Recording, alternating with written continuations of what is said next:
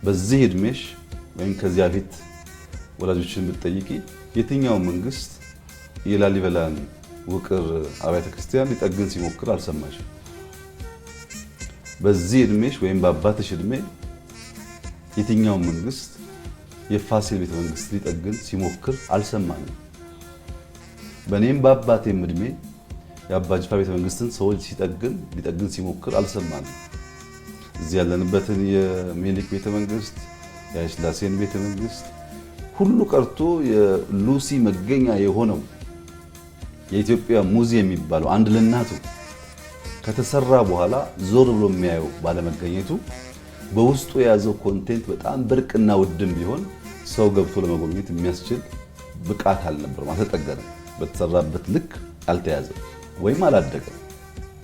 እነዚህን ትናንት አባቶቻችን የሰሯቸውን የጀመሯቸውን ነገሮች ለትውልድ እንዲሸጋገሩ ይሁነን ብለን አስበን የምንጠግንበት ምክንያት እንዲቆይ የምንፈልግበት ምክንያት ትናንትናችንን ማየት ካልቻል ነገ የሚባል ነገር የለም።